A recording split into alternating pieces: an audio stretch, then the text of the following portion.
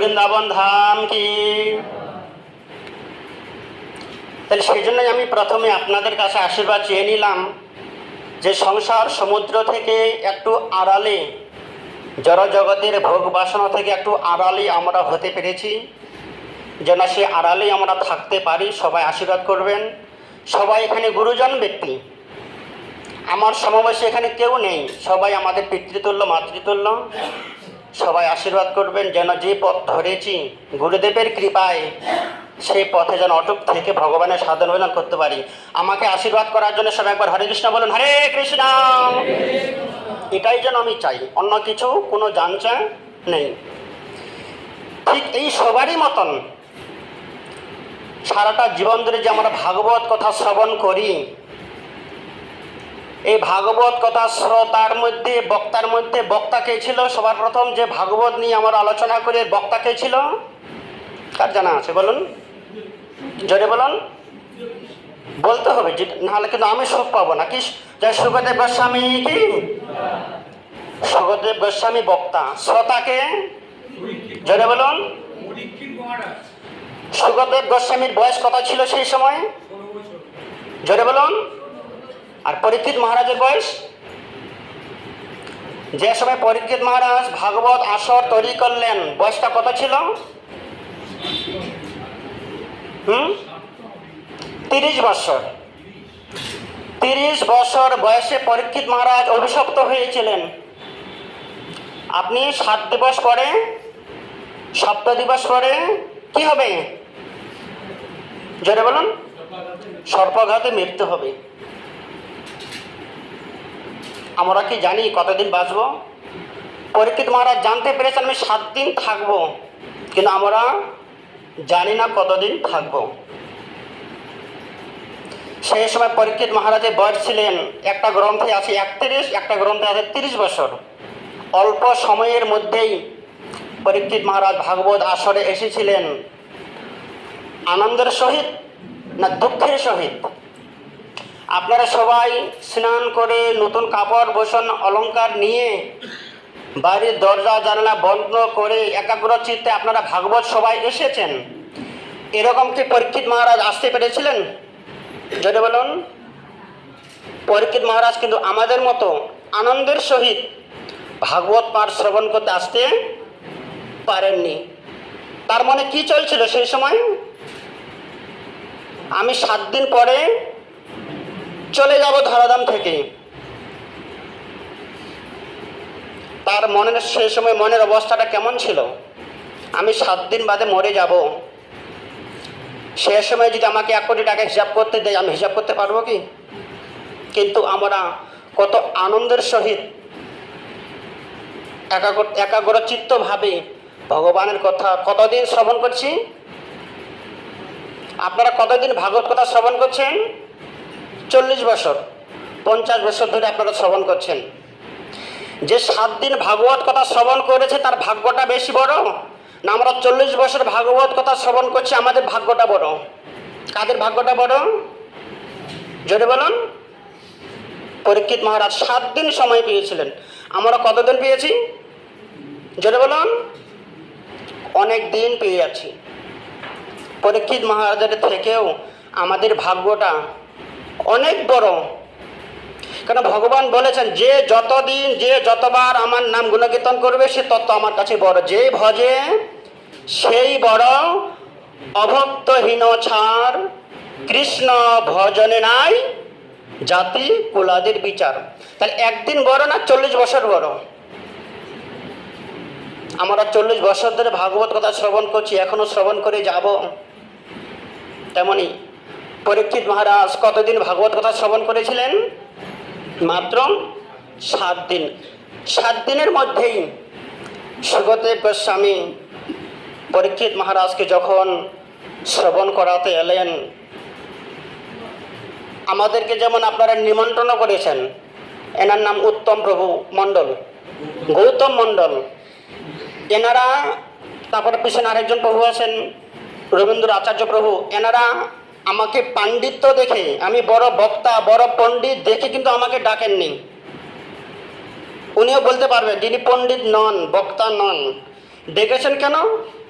বাৎসল্যভাবে। উনি 4 দিন আমার কাছে ছিলেন, সেই বাৎসল্যভাবে একদিন দেখা সাক্ষাৎ করার জন্য একদিন ডেকেছিলেন যে প্রভু একদিন আসুন, কবে আবার মায়াপুর যাব, একই সঙ্গে দেখা করার জন্য। এটা হচ্ছে মুখ্য উদ্দেশ্য। আর গৌণ কারণ হচ্ছে কি, আসবেন যখন দুটো কথা শ্রবণ করাবেন। অনেক ভালোবেসেছেন আমাকে, 4 দিনের মধ্যেই ফোন করেছেন। অনেক মায়েরা বাবারা গিয়েছিলেন নবদ্বীপ ধাম পরিক্রমায়, তারা সামান্য 4 দিন আমার সঙ্গে মিশেছেন। তার মধ্যে কৃষ্ণা মা এখানে আছে, সব থেকে ছোটো মা গ্রামের মধ্যে। তেমনি সুখদেব গোস্বামী নিমন্ত্রণ ছাড়াই এলেন কোথায়? পরীক্ষিত মহারাজের সভায়। এসে কি দেখলেন? এসে আমি কি দেখলাম? পারফেক্ট একই ঘটনা। পরীক্ষিত মহারাজ সুখদেব গোস্বামী দেখলেন আমার বয়স কত বছর? সুখদেব গোস্বামীর কত বছর? জোরে বলুন। 16 বছর। আমি সবাই এলাম, যারা শ্রোতা এরা বসে আছে, এদের বয়স কত? কত হাজার হাজার ঋষি মুনিরা বসে আছেন, সঙ্গে পরীক্ষিত মহারাজ বসে আছেন, সঙ্গে পরীক্ষিত মহারাজের পুত্র। পরীক্ষিত মহারাজের ছেলের নাম কি? জোরে বলুন। পরীক্ষিত মহারাজের ছেলের নাম কি? জন্মেঞ্জয়। পরীক্ষিত মহারাজের ছেলের নাম জন্মেঞ্জয়। সুখদেব গোস্বামীর থেকেও বয়সে বড়। তার সঙ্গে বসে আছেন পরীক্ষিত মহারাজের মাতৃদেবী। পরীক্ষিত মহারাজের মায়ের নাম কি? জোরে বলুন। এদিকে জানা ছিল না, আগে মনে রাখতে হবে। সুখদেব গোস্বামী, আমি যেমন আপনাদেরকে প্রণাম করলাম গুরুজন লক্ষ্য করি, সুখদেব গোস্বামী বেজ আসনে বসার আগে সকল গুরুজনদেরকে প্রণাম করলেন। এরা আমার সবাই পিতৃতুল্য, সবাই মাতৃতুল্য। কোন সবাই আমি এসে পড়েছি?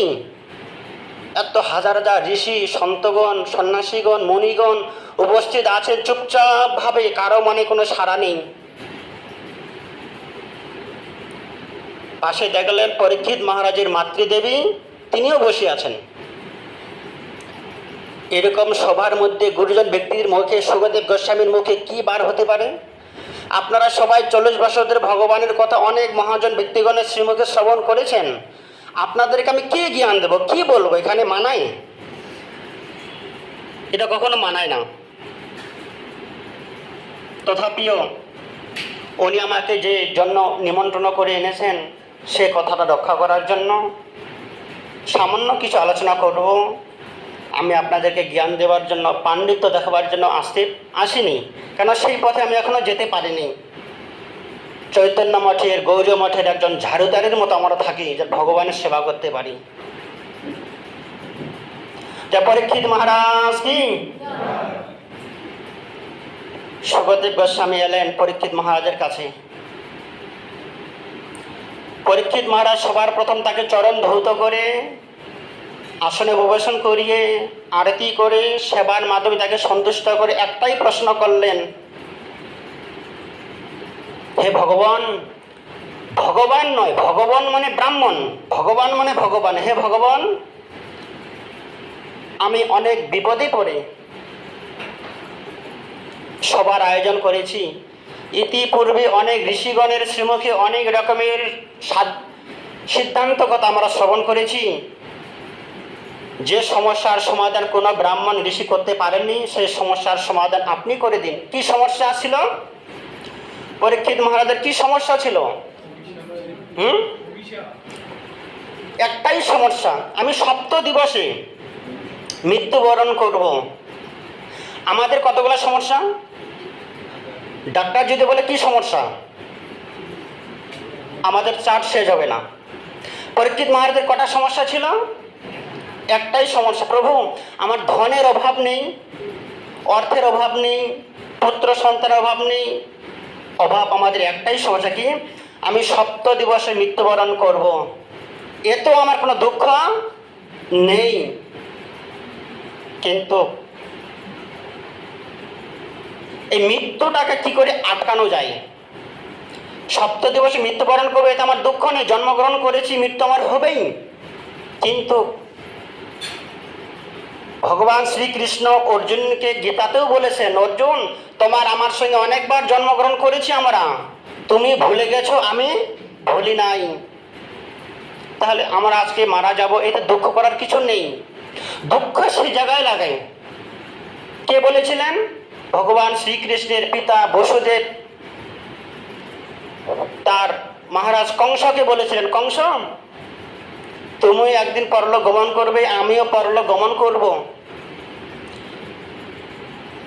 এই নয় তোমার অষ্টম গর্ভের সন্তান তোমাকে মৃত্যুবরণ করবে, অষ্টম গর্ভের সন্তান না হলেও তুমি সারা জীবন অমর থাকতে পারবে না। আমার দুঃখ সেই জায়গায়, আপনি যখন মৃত্যুবরণ করবেন, অধর্ম করে মৃত্যুবরণ করবেন কেন? আপনি যখন মৃত্যুবরণই করবেন, পাপ কর্ম করে মৃত্যুবরণ করবেন কেন? হে রাজন, আপনি যদি পাপ কর্ম করে অমর থাকেন তাহলে আপনি পাপ করুন। আপনি যদি অমর হবার জন্য পাপ কর্ম করেন তাহলে পাপ করুন, যে আমি পাপ করে অমর হব। কিন্তু আপনি তো অমর নন। তাহলে ধর্ম করলেও আপনাকে মৃত্যুবরণ করতে হবে, পাপ কর্ম করলেও মৃত্যুবরণ করতে হবেই। মৃত্যুবরণ করার আগের মুহূর্তটা আপনি কোন রাস্তাটা বেছে নেবেন? পাপময় রাস্তা নাকি ধর্মময় রাস্তা, কোনটা? জোরে বলুন। এই কথাটা বোঝাচ্ছেন কারাগারের মধ্যে বসে তার ভগ্নিপতি, না কি বলে, সালানা ভগ্নিপতি রামকে কংস মহারাজ। কংস মহারাজ বুঝার পাত্র নয়, ঠিক আমাদেরই মতো। যত হরিকথা শ্রবণ করি আমি আমার মতোই চলবো, খৈনি খাবো, বিড়ি খাবো। বসুদেব কৃষ্ণের বাবা বোঝাচ্ছেন কংস মহারাজকে, কংস তো সোনার ব্যক্তি নয়, আমাদেরই মতো 40 বছর পাঠ শুনে যাচ্ছি, কিন্তু আমি আমার গতিতেই চলছি। কৃষ্ণের বাবা কংস মহারাজকে বোঝাতে পারেননি মা। ভগবান শ্রীকৃষ্ণ গিয়েছিলেন শিশুপালের কাছে, ভগবান শ্রীকৃষ্ণ গিয়েছিলেন দুর্যোধনের কাছে, ভগবান দুর্যোধনকে বুঝিয়ে সাধু বানাতে পারেননি, সে তার মতোই আছে। আপনি যদি নিজেকে পরিবর্তন না করেন, ভগবান আপনাকে পরিবর্তন করাতে পারবে না। একজন স্কুলের ছাত্র স্কুলে শিখেছে সূর্যদেবের অনেক পাওয়ার, সে আমাদের পুড়িয়ে ছারখার করে দিতে পারে। সূর্য উদয় না হলে আমরা অন্ধকারে মৃত্যুবরণ করে যাব, সূর্য না থাকলে আমরা ফসল ফলাতে পারবো না। এতই তার পাওয়ার, এতই তার শক্তি। সেই ছোট শিশুটা ঘরে এসে দরজা জানালা বন্ধ করে শুয়ে আছে। সকাল 10টা বেজে গেছে, মা বলছে বাবু তুমি উঠবে না, স্কুলে যাবে না, স্নান করবে না, কিছু খাবে না? অনেক সূর্য উদয় হয়েছে, অনেক রৌদ্র উঠে গেছে, তোমার বন্ধুরা খেলতে তো তোমার কি শরীর খারাপ হয়েছে? বলছে না মা, এখনো ভোর হয়নি, সূর্য এখন উদিত হয়নি। বলছে না বাবা, সূর্য উদিত হয়েছে, বাইরে অনেক রৌদ্র। বলে আমি কালকে স্কুলে শ্রবণ করেছিলাম সূর্যদেবের অনেক পাওয়ার, তার যদি একটা পাওয়ারই থাকে আমার ঘরে এসে আলোটা প্রবেশ করার, তবে আমি ঘর থেকে বের হতে পারবো। সূর্যদেবের ক্ষমতা আছে, দরজা জানালা বন্ধ করে ঘরে থাকবো। সূর্যদেবের রৌদ্র যাওয়ার মতো ক্ষমতা আছে কি? ঘরটাকে পুড়িয়ে দিতে পারবে সূর্যদেব, ঘরে আলো প্রবেশ করাতে। ভগবান সূর্যদেব কি বাবা তুমি জানালাটা খোলো, অটোমেটিক সূর্যের আলো প্রবেশ। না মা আমি দরজা খুলবো না। তার এতটাই পাওয়ার, আমি তাকে পরীক্ষা করতে চাই যে ভগবানের কতটা পাওয়ার আমাকে এসে বোঝাক, ভগবানের কতটা পাওয়ার আমাকে ভক্ত বানাক। ভগবান সেই জায়গায় হেরে যাবেন, আমি পারবো না করতে। আপনি যদি নিজেকে পরিবর্তন না করেন, ভগবানের ক্ষমতা নাই আপনাকে পরিবর্তন করার। ভগবান হেরে গেছেন, সূর্যদেব হেরে যাবে, আপনার ঘরে আলো প্রবেশ করাতে পারবে না যদি আপনার নিজের ইচ্ছায় দরজাটা উন্মোচন না করেন। মনোময় মন্দিরটা যদি আমরা নিজেরা না খুলে দিই, ভগবান এসে প্রবেশ করতে পারবে না। আপনার মনোময় মন্দিরটা কাম, ক্রোধ, লোভ, মোহ, মদ, মার্জনের দরজাটা বন্দি করে রেখেছেন, ভগবান যাবে আপনার হৃদয়ে? আমাদেরকে নিজেদেরকে দরজাটা খুলে ভগবানের জন্য বল, প্রভু রত্নময় সিংহাসনে তোমাকে বসাতে পারবো না, মনোময় মন্দিরে তুমি এসে বসো, এখানেই তোমার সেবা করব। কিন্তু আমরা কি পাচ্ছি পরিবর্তন হতে? এত ভাগবত কথা শ্রবণ করে পরিবর্তন হতে পারছি কি? হে পরীক্ষিত, তুমি চিন্তা করো না, তোমার 7 দিন হাতে আয়ু আছে, তুমি 7 দিন ভাগবত কথা শ্রবণ করার সৌভাগ্য পেয়েছ। ইতিপূর্বে খট্টাঙ্গ মহারাজের কথা আপনারা শ্রবণ করেছেন, কয়েক মিনিটের ব্যবধান তিনি ভগবানকে লাভ করেছেন। পরীক্ষিত, তুমি ভয় পাচ্ছ কেন? কেন ভয় পাচ্ছি? আমি তো 7 দিন বাদে মারা যাব। বলে 7 দিন বাদে মারা যাব? অনেক সময় আমি সবাই এসে খুব গর্ববোধ করছি। এই কথাটা যেমন আমি উচ্চারণ করছি, এই কথাটা সুখদেব গোস্বামীও বলেছিলেন। পরিবেশ বুঝে, আপনারা সবাই গুরুজন ব্যক্তি, আমি খুব গর্ববোধ করি। আপনারা কোথায় বসেছেন, নিচে আমাকে দিয়েছেন কোথায় একটা কাক পাখিকে ময়ূর সাজানোর নাই। সুখদেব গোস্বামী বলছেন, পরীক্ষিত হে রাজন, আপনার সভায় এসে আমি খুব গর্বিত, খুব আনন্দিত। আমি কার পাশে বসে কাকে কৃষ্ণ কথা শ্রবণ করাচ্ছি, তার কি পরিচয়? তার কি পরিচয় ছিল? পরীক্ষিত হে রাজন, আপনি তো ভয় পাবার ব্যক্তি নন। কেন?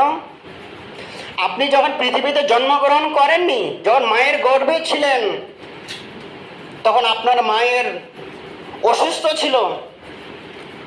গুরুপুত্র অশ্বত্থামা ব্রহ্মাস্ত্র নিক্ষেপ করেছিল তোমার মায়ের গর্ভে।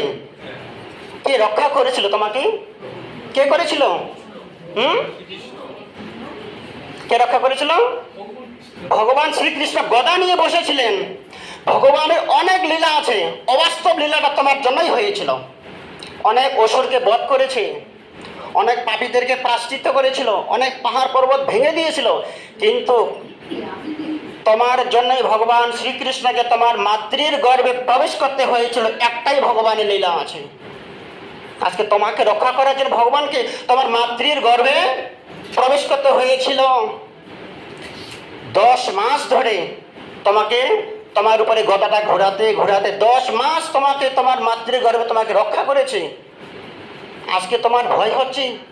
তুমি জন্মগ্রহণ করার পূর্বে ভগবান তোমাকে রক্ষা করেছিল, আর আপনি আজকে বাইরে এসেছেন, ভগবানের প্রতি আপনার বিশ্বাস নেই? আমাদেরকে কি রক্ষা করেছিল মাতৃগর্ভে? 10 মাস ভগবান আমাদের রক্ষা করেননি? তাহলে ভগবান যদি জন্মগ্রহণ করার পূর্বে আমাদের রক্ষা করেন, আজকে কেন ভয় আমাদের? হে পরীক্ষিত, ভগবান আপনাকে রক্ষা করেছিল, আপনি ভগবানকে সচক্ষে দর্শন করেছেন। কিন্তু আমি সুখদেব গোস্বামী ভগবানকে দর্শন করিনি। কেন? জন্মগ্রহণ করি তো তোমার আসরে চলে এসেছি। হে পরীক্ষিত, আপনি মায়ের গর্ভ থেকে ভগবানকে দর্শন করেছেন। সেদিন আপনি গুণকীর্তন করেছিলেন, স্তব স্তুতি করেছিলেন, কি আমাকে রক্ষা করতে এসছে। ভগবান সুপ্রসন্ন হয়েছিলেন। এছাড়াও আমার আরো গর্ব হচ্ছে তোমাকে ভাগবত কথা শ্রবণ করাতে এসে। কেন? তোমাদের বংশ পরম্পরায় সবাই কৃষ্ণের ভক্ত। পরীক্ষিত মহারাজের পিতা নাম কি ছিল? অভিমন্যু। অভিমন্যু এমন একজন চরিত্র, অভিমন্যু ভগবানের কোনোদিন সেবা করেননি, ভগবান অভিমন্যুর সেবা করেছে। তার ছেলেকে আমি হরিকথা শোনাতে পারি কি? আপনার পরিচয়টা আপনি একবার আমি অনুভব করছি আপনার কি পরিচয়। আমরা সবাই 2 হাত দিয়ে ভগবানের সেবা করি, আর সেই ভগবান তার 2 হাত দিয়ে তোমার বাবার সেবা করেছে। অভিমন্যু মহারাজ কি, পরীক্ষিত মহারাজ কি। আমি কাকে কৃষ্ণ কথা শ্রবণ করাতে এসেছি? আমি ধন্য তোমার কাছে এসে, আমিও ধন্য আপনাদের মাঝে আসতে পেরে। আমি অভিমন্যুর বাবার নাম কি? অর্জুন। অর্জুনের জীবন চরিত কথা দেখুন। আমরা সবাই ভগবানের আজ্ঞাবহ দাস, আর ভগবান অর্জুনের দাস। আমরা ভগবানকে রথ করে নিয়ে যাচ্ছি, ভগবান অর্জুনকে রথ করে নিয়ে চলে যাচ্ছে। হে মহারাজ পরীক্ষিত, আপনার বংশ পরম্পরায় সবাই প্রেমিক ভক্ত, সবাই কৃষ্ণ ভক্ত। তাদের বংশের, তাদের ঔরসের সন্তান পরীক্ষিত মহারাজকে আমি কৃষ্ণ কথা শ্রবণ করাতে পারি। তাদের রক্তের মধ্যে একটা কৃষ্ণের সাথে সম্বন্ধ আছে। পরীক্ষিত, পারবো না তোমাকে কৃষ্ণ কথা শ্রবণ করাতে। তুমি নিত্য সিদ্ধ, সাধন সিদ্ধ, তথাপিও আপনারা সকল ঋষিগণ অবস্থান করছেন, সকল ভক্তগণ অবস্থান করছেন, সেই বেশ আসনের সম্মানটুকু রাখার জন্য সুখদেব গোস্বামী মহারাজ পরীক্ষিতকে বলে, পরীক্ষিত, ধন্য ধন্য রাজা তুমি, ধন্য মতিমান, মরণের সময় তোমার হেন দিব্য জ্ঞান। পরীক্ষিত মহারাজের কি দিব্য জ্ঞান হয়েছিল? আমি অন্তিম সময়ে টাকা পয়সা হিসাব করতে যাব না, ব্যাংক ব্যালেন্স হিসাব করতে যাব না, প্রভু চরণে রাখিও ভগবান। প্রভু অন্তিম সময় একটাই উদ্দেশ্য তোমায়, তুমি আমাকে চরণে রাখো। পরীক্ষিত রাজন, তোমার সবাই এসে আমি ধন্য হয়েছি। তোমার 7 দিন যাবত আমি আমার পিতার শ্রীমুখে যা শ্রবণ করেছি অমর কথা, যে অমর কথা শ্রবণ করলে যে অমর হয়ে যায়। সুখদেব গোস্বামীর পিতার নাম কি? ব্যাসদেব। ব্যাসদেব কার কাছে ভাগবত কথা শ্রবণ করেছিলেন? নারদ মুনির কাছে। পরম্পরা আসছে, সেই কথা তোমাকে শ্রবণ করাবো মহারাজ, দুঃখ করবেন না। শুরু করে দিলেন কিভাবে? হে পরীক্ষিত মহারাজ, আমরা কৃষ্ণ কথা শ্রবণ করব কেন? অন্য কথা শ্রবণ করা যাবে না? দেবর্ষি নারদ আমার পিতাকে কেন কৃষ্ণ কথাটা দিলেন, অন্য কথা দিলেন না কেন? আর আমি বা তোমাকে কৃষ্ণ কথা শ্রবণ করাবো কেন, অন্য কথা নেই কেন? আপনার আমার কথা কয়জন শ্রবণ করবে? করবে কি? আপনার শরীরটার মধ্যে, আপনার শরীরটা কি দিয়ে তৈরি? হাড়। হাড়ের উপরে মাংস দিয়ে ঢাকা, মাংসটা তার উপরে চামড়া দিয়ে ঢাকা। আপনার আমার শরীরটা কি দিয়ে তৈরি? হাড়, মাংস আর চামড়া। চামড়ার মধ্যে ফর্সা কালো আছে, কিন্তু ভেতরেরগুলো একই। আমাদের 3টা বস্তু দিয়ে আমরা তৈরি বলে আমাদের কথা কেউ গুরুত্ব দেবে না, কেউ 2 দিন 4 দিন বাদে কেউ মনে রাখবে না। তাহলে ভগবানের কথাটা সত্যযুগ থেকে শুরু হয়েছে, এখন পর্যন্ত চলছে, মানুষ ভুলতে পারে না কেন? সেই ভগবান কি দিয়ে গড়া? যাকে একদিন দর্শন না করলে আমরা থাকতে পারি না, যার কথা মুখে না বললে আমরা থাকতে পারি না, তাকে আমরা কোনোদিন চোখে দেখিনি, তার সাথে কোনো কথা হয়নি, সে কোনোদিন আমাকে কথা বলেনি, তথাপিও তার সঙ্গে আমার এতটাই প্রেম যে ভগবানকে না দেখলে আমি থাকতেই পারি না। ভগবান আমাকে কি দেয়? কোনো কথা নেই, বার্তা নেই। তাহলে ভগবানের শরীরটা কি দিয়ে গড়া, যাকে না দেখলে আমরা থাকতে পারি না? সুখদেব গোস্বামী বলেন, মহারাজ ভগবানের শরীরটা কি দিয়ে তৈরি, কি দিয়ে গড়া? সুখদেব গোস্বামী ভগবানের পরিচয় দিচ্ছেন, ভগবান কি দিয়ে তৈরি হয়েছে।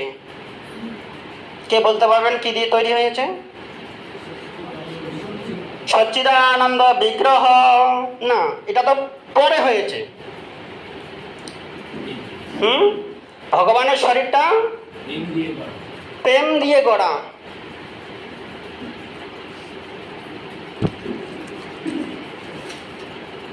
সচ্চিদানন্দ রূপায় বিশ্বোৎপত্তাদি হেতবে তাপত্রয় বিনাশায় শ্রীকৃষ্ণায় বয়ম সৎ চিৎ আনন্দ। কটা বস্তু?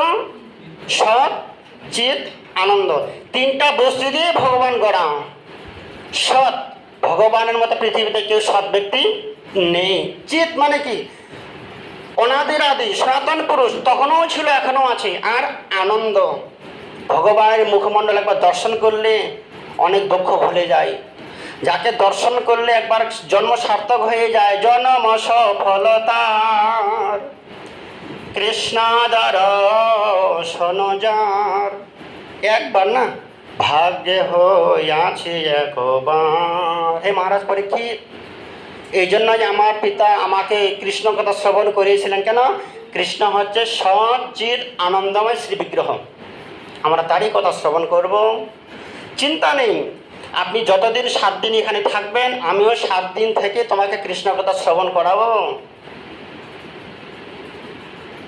পরীক্ষিত মহারাজ বলেন, হে ভগবান, আপনার শ্রীমুখে ভগবানের দিব্য চরিত কথা বিন্দুমাত্র শ্রবণ করে, ভগবান কি দিয়ে গড়া শ্রবণ করে আমার ইচ্ছা বেড়ে যাচ্ছে, শ্রবণ করার স্পিডটা বেড়ে যাচ্ছে। আপনি আমার তৃষ্ণা, আমার খাদ্য, বিশ্রাম, ক্লান্ত নিয়ে আপনি কোনো চিন্তা করবেন না। আমি 7 দিন মৃত্যুই করব না। আপনি আমার আহার বিহার নিয়ে কোনো চিন্তা করবেন না। আপনি আপনার ভাবে আমাকে অমর কথা শ্রবণ করান। কেন আমি যদি 7 দিন জল না খাই আমি তো মরে যাব না, কেন 7 দিন সময় পেয়েছে না। কিন্তু আমরা পারবো কি? গলাটা আমার এখনই শুকিয়ে যাচ্ছে। হে মহারাজ পরীক্ষিত, আপনাকে 7 দিন কথাই শ্রবণ করাবো। কিভাবে? ভগবানের শরীরটা দ্বাদশ অঙ্গে ভাগ করা আছে। পাদ যদিও প্রথম দ্বিতীয় তৃতীয় তোর্য কথিত যদুর নাভিস তথা পঞ্চম এব ষষ্ঠ ভুজম তরন্তর যুগলম তথা নৌ কণ্ঠস্থরাজন নবম যদিও ব্রেক। এই পর্যন্ত সুখদেব গোস্বামী পরীক্ষিত মহারাজকে নিয়ে এলেন। কতদূর পর্যন্ত? নবম স্কন্ধ পর্যন্ত। আসার পরে অনেক দিন অতিবাহিত হয়ে গেল, সময় আছে অল্প 3 দিনের মতো। সেখানে প্রশ্ন করলেন, হে ভগবান, আপনি আমাকে কৃষ্ণ কথা শ্রবণ করাতে এসে 4 দিন অতিবাহিত হয়ে গেল, আপনি তো কৃষ্ণ কথা আমাকে শ্রবণ করালেন না। আপনি এতদিন বিভিন্ন মহাপুরুষদের কথা শ্রবণ করালেন, ভীষ্মদেবের কথা শ্রবণ করালেন, অজামিলের কথা শ্রবণ করালেন, প্রহ্লাদ মহারাজের কথা শ্রবণ করালেন, ধ্রুব মহারাজের কথা শ্রবণ করেন, নবযগেন্দ্রের কথা শ্রবণ করালেন। আমি অপেক্ষায় আছি কবে আপনি তব কথা অমৃত, তার কথা আপনি আমাকে শ্রবণ করাবেন। লোকটা দিয়েছিলেন কৃষ্ণ কথা শ্রবণ করাবো। কৃষ্ণ কি দিয়ে গড়া? সৎ চিত। তার কথা আপনি তো আমাকে 4 দিন ধরে শ্রবণ করালেন না। অফার দেয় না, 100 টাকা টকটাম 100 টাকায় দিয়ে দেয়, অফারটা দিয়ে দেয়। তেমনি সুখদেব গোস্বামী সবার প্রথম উৎসাহটা জাগালেন যে আপনাকে আমি এমন জনের কথা শ্রবণ করাবো যার সচিত আনন্দময় বিগ্রহ। হে ভগবান, আমি তো আশায় বসে আছি তার কথা শ্রবণ করব বলে, আপনি তো শ্রবণ করেছেন কি? এখনো করালেন না। হে মহারাজ পরীক্ষিত, আমি চাইলেই তোমাকে সবার প্রথম 10ম স্কন্ধ শ্রবণ করাতে পারতাম, কিন্তু আমি কেন করাইনি? কেন করেননি? কার জানা আছে? কেন করাননি সুখদেব গোস্বামী? হে মহারাজ পরীক্ষিত, এই জন্যই তোমাকে আমি কৃষ্ণ কথা শ্রবণ প্রথমেই করাইনি। শ্রীমদ ভাগবত মহাপুরাণ কি। আমরা সবাই জড় জগতের মানুষ। আমাদের কাম, ক্রোধ, লোভ, মোহ, মদ, মাৎসর্য সবকিছু আমাদের শরীরের মধ্যে আছে। পরনিন্দা, পরচর্চা, জড় জগৎ সব দুর্বাসনাগুলো আমাদের মধ্যে আছে। হেন দুষ্ট কর্ম নাই যাহা আমরা করি নাই। কে বলছেন? সুখদেব গোস্বামী মহারাজ পরীক্ষিতকে বলছেন। বিশেষ করে আপনি একজন রাজা, আপনাকে অনেক বিচার করতে হয়েছিল, অনেকজনকে প্রায়শ্চিত্ত দিতে হয়েছিল, অনেকজনকে ফাঁসি দিতে হয়েছিল, অনেকজনকে মারতেও হয়েছিল। আপনার মনের মধ্যে অনেক পাপ অপরাধ জমেছিল। আমাদের মধ্যে কি পাপ নেই? কেউ বলতে পারবো যে আমি পাপ করিনি? কে বলতে পারবেন আমার মনে পাপ নেই?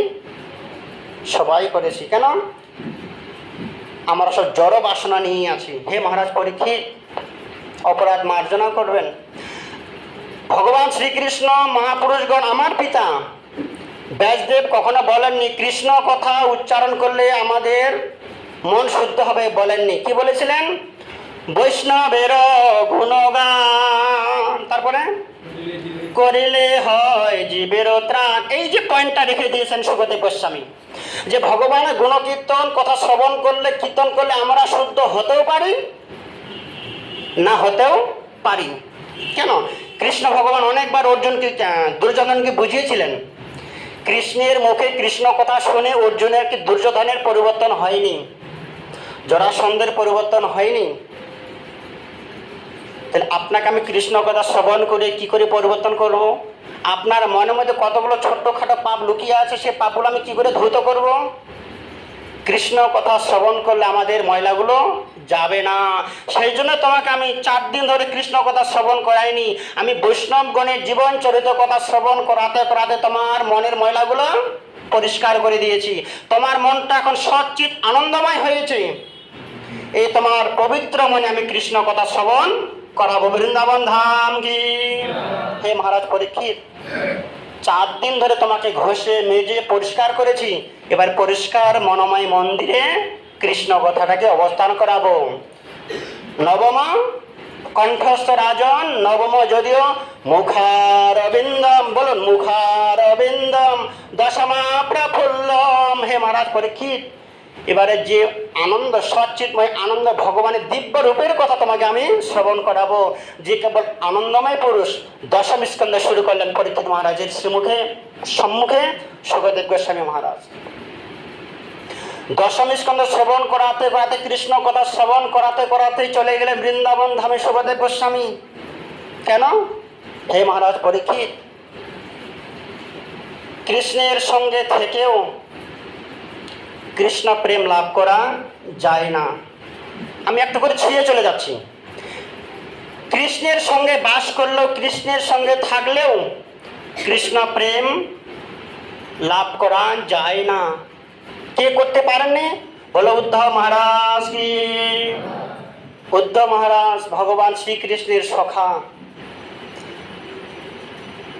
উদ্ধব মহারাজ বলছেন, আমি তোমার সব থেকে বড় ভক্ত, আমি তোমার সখা, তোমার থালাতেই আমি সেবা করি, তোমার বিছানায় আমি বিশ্রাম যাই, তোমার রথ আমি চালাই, তোমার গায়ের বসন ভূষণ আমি পরিধান করি। ভগবান চিন্তা করলেন উদ্ধবের অহংকার হয়েছে। উদ্ধব একবার বৃন্দাবন যাও। বৃন্দাবনে তো কিছু নেই, শুধু জঙ্গল আর জঙ্গল আছে। তুমি একবার বৃন্দাবনে যাও, আমার জন্য তুমি যাও, গিয়ে আমার কি কাজ, আমি কেমন আছি সে বার্তাটা সেখানে প্রদান করো। তারা কেমন আছে আমাকে এসে সেটার বার্তা দান করো, এইটুকুর জন্য তুমি যাও। উদ্ধব মহারাজ গেলেন। আমি জ্ঞানী, কৃষ্ণের ভক্ত, কৃষ্ণের সখা, যে অভিমানটা নিয়ে গেলেন, পরিপূর্ণ পরিবর্তন হয়ে কি করলেন? আশা মহ চরণ রেণু জুষামহংসাং বৃন্দাবনে কিমপি গণমনত সাধিনাম। সে বৃন্দাবনের ধুলায় স্বর্ণ করে তিনি লিখে দিয়ে এলেন, যদি জীবনে কোনোদিন জন্মগ্রহণ করতে হয় কৃষ্ণের সখা হয়ে জন্মগ্রহণ করব না, বৃন্দাবন ধামের গণমলতা ধুলোবালি হয়ে ঘাস হয়ে বৃক্ষ হয়ে যদি জন্মগ্রহণ করতে পারি তবে আমার জীবন সার্থক। কতখানি পরিবর্তন হয়ে গেলেন। ভগবান বললেন, উদ্ধব তোমাকে বুঝিয়ে তোমাকে পরিবর্তন করতে পারবো না, তুমি যতক্ষণ আমার ভক্তের চরণ গ্রহণ করছো। উদ্ধব বৃন্দাবনে গেলেন। 7 মাস ছিলেন উদ্ধব মহারাজ বৃন্দাবন ধামে। 7 মাস পরে যখন তিনি বিদায় নিলেন বাবার কাছে, মায়ের কাছে, সখাদের কাছে, শ্রীরামচন্দ্র দাম্বসদামের কাছে, সবার শেষে শ্রীমতী রাধারানী এলেন। উদ্ধব ভাই তুমি চলে যাবে? তিনি তো পাগল পাড়া হয়ে আছে, ধুলো মাটি মেখে চুল এলোমেলো করে রাজবেশ পরিত্যাগ করে। রাধারানী বললেন, উদ্ধব অনেক কথা থাকলেও আমার মা বাবা, কৃষ্ণের মা বাবা, অনেক সখা সখীরা অনেকজন অনেক কথা বলেছে কৃষ্ণকে বলার জন্য। বুঝতে পেরেছেন? তুমি কার কথাটা বলবে? কার কথার জায়গায় কার কথাটা যোগ হয়ে যাবে? বলেন, অনেক একসঙ্গে অনেকগুলো খাবার থাকলে কি হয়, কোনটা নিব? তো শ্রীদাম সুদাম দাম বসুদাম সবাই যে যার মতো বলেছে তুমি এই কথাটা কৃষ্ণকে বলবে। মা যশোমতী এই কথাগুলো বলেছে, সবার মনের কথাগুলো বলতে গিয়ে তুমি তো ভুলে যাবে। আমার কিছু বলার নেই, তুমি শুধু একটাই কথা ভগবান শ্রীকৃষ্ণকে বলবে। কি কথা? যতদিন ভগবান শ্রীকৃষ্ণ বৃন্দাবন ধামে ছিল আমি ততদিন ভগবান শ্রীকৃষ্ণের চরণে ঠাঁই চেয়েছিলাম, কিন্তু পারিনি হতে। আমার প্রাণবল্লভ ভগবান শ্রীকৃষ্ণ আমায় ছেড়ে চলে গেলেন কোথায়? মথুরা নগরীতে। আমি সারাটা জীবন চেয়েছিলাম, প্রভু রাঙার চরণে আমাকে ঠাঁই দিও। ভগবান কৃষ্ণ ভালোবেসেছি বটে, কথা সে রাখেনি। তো যে জন প্রেমের ভাব জানে না তার সঙ্গে কোনো লেনাদেনা নেই। আমি ভুল করেছি কৃষ্ণের সঙ্গে প্রেম করে, কৃষ্ণ ভালোবাসার মর্মই বোঝে না। যদি ভালোবাসতো, কেন ভগবান রামচন্দ্র সীতারানীকে নিয়ে চলে গেলেন বনের সঙ্গে করে, তো কৃষ্ণ আমায় নিয়ে যেতে পারলেন না? এই কি ভালোবাসার মর্ম? অতএব যেজন প্রেমের ভাব জানে না, তার সঙ্গে নাই লেনা দেনা। গানটা শুনেছেন আপনারা? আমি আর ভগবানের চরের ঠাই চাই না, তবে এটুকু প্রার্থনা করব যে বৃন্দাবন ধাম ছেড়ে যে ভক্তগণের কাছে এখন ভগবান বাস করছে, তোমার ভগবান উদ্ধব মহারাজের ভগবান, তিনি তো ভগবান বলে দাবি মানলেন না। এখন আমি এবার প্রার্থনা করব, আমি ভগবানের চরণে ঠাঁই নিতে চাই না। কেন? আমি চেয়েছিলাম সশরীরে বৃন্দাবন ধামে থাকাকালীন আমাকে তার চরণে রাখতে পারেনি। এখন তিনি আমার কাছ থেকে অনেক দূরে, না জানি কোন প্রেমিকার পাল্লায় পড়েছে, না জানি কত বড় বড় ভক্ত পেয়েছে। বড় ভক্ত না পেলে বৃন্দাবন ধাম ছেড়ে তিনি নিশ্চয়ই যেতেন না। নিশ্চয়ই আমার থেকে বড় প্রেমিকা পেয়েছে, নিশ্চয় ললিতা বিশাখা সখীদের থেকেও ভালো কোনো প্রেমিকা পেয়েছে, সেই জন্য আমাদের ছেড়ে তার কাছে চলে গিয়েছে। আমি দেখতেও চাই না তাদেরকে। তবে উদ্ধব, তুমি একটা কথা ভগবানকে বলে দিও, হে শ্যামসুন্দর, তোমার শ্রীমতী রায়কিশোরী তোমার চরণ থেকে মুক্তি চেয়েছে। বলা যায় কথাটা যে প্রভু তোমার চরণ থেকে তোমার রায়কিশোরী মুক্তি চেয়েছে, আর আরেকজনের চরণে আশ্রয় চেয়েছে। তোমার চরণ থেকে তুলে অন্য জনের চরণে ঠাঁই চেয়েছে। কার চরণে? হে উদ্ধব, এই কথাটা শুধু বলে দিও, যদি কোনোদিন ভগবান শ্রীকৃষ্ণ মনে করে আমার বড় ভক্তকে, যদি কোনোদিন ভগবানের বড় বড় ভক্তদের একটা তালিকা তৈরি হয়, সেই ভক্তদের তালিকার সবার শেষে যেন আমার নামটি লিখে রাখে। আমি ভগবানের চরণতলে আর রাধা হয়ে থাকতে চাই না, আমি বড় বড় মহাজনগণের পায়ে তলা শ্রীমতী রাধারানী হয়ে থাকতে চাই। বৃন্দাবন ধাম কি। উদ্ধব সেই কথা ভগবানকে বললেন, প্রভু তোমার রায়কিশোরী তোমার চরণ থেকে মুক্তি চেয়ে, তোমার বড় বড় ভক্ত যদি কোনোদিন হয়, তোমার যে সুপ্রিম পাওয়ার যে ভক্ত, তোমার মনোমতো যিনি ভক্ত, তার চরণ তলায় রাধারানীর ঠাঁই চেয়েছে। কৃষ্ণ দিতে পারবেন? কৃষ্ণ দিতে পারবেন কোনো ভক্তের চরণে রাধারানীকে রাখতে? কিন্তু রাধারানীর মনের এই বাসনা, এত বড় অভিমান, এত বড় অভিমান করেছে রাধারানী। এখান থেকেই হে মহারাজ পরীক্ষিত, কত স্কন্ধ শ্রবণ করছি আমরা? 10ম স্কন্ধ। বৃন্দাবন ধাম লীলা সমাপ্তি করে ভগবান এলেন দ্বারকা মথুরা ধামে, শ্রবণ করলেন রাধারানী আমার চরণ থেকে মুক্ত চেয়েছে। আমরা সবাই চাইব কোনোদিন ভগবান চরণ থেকে আমরা মুক্ত চাইব? প্রভু যত দুঃখ হোক, যত কষ্ট হোক, তোমার চরণে আমাদের ঠাঁই দিও। কিন্তু রাধারানী বললেন না, যে ছল চাতুরি করতে জানে তার চরণ আমি চাই না। ভগবান বললেন, এই ভক্তের তালিকাটা তৈরি করার মতো আমার সামর্থ্য নেই। আর একবার তালিকা তৈরি করতে শুরু করলে রাধারানীকে সবার শেষেই নামটা লিখতে হবে। আপনারা এখানে বসে আছেন, সবার আগে কার নামটা লিখবেন? রাধারানীর, তারপরে কৃষ্ণ ভগবান, তারপরে মহাপ্রভু আসবে। কিন্তু রাধারানী কি বলেছে? লিস্ট তোমাকে করতেই হবে। জীবনে কোনোদিন কিছু চাইনি যে প্রভু, কিছুই চাইনি, একটাই তোমার কাছে প্রার্থনা, তোমার ভক্তের চরণে আমাকে ঠাঁই দিও। ভগবান চিন্তা করলেন, এত বড় বিপদের সম্মুখীন আমি হব, আমার শ্রীমতী রায়কিশোরীকে ভক্তের চরণে ঠাঁই দিতে হবে, তার এটাই বাসনা। বাসনা যদি পূরণ না করি, আমি যে ভক্তের ভগবান, এই নামের মধ্যে একটা কলঙ্ক আসবে। তাহলে আমাদের বিপদটা কেমন, ভগবানের বিপদ কেমন? পারবেন আপনার স্বামীকে আপনার পায়ের তলায় বসাতে? তাহলে ভগবানের বিপদ কেমন? ভক্তের চরণে রাধারানীকে ঠাঁই দিতে হবে। ভগবান হেরে গেলেন এখানে। কত জায়গায় ভগবান হেরে যাচ্ছেন, আমরা জানি ভগবান কোথাও হারে না, হেরে যাচ্ছেন।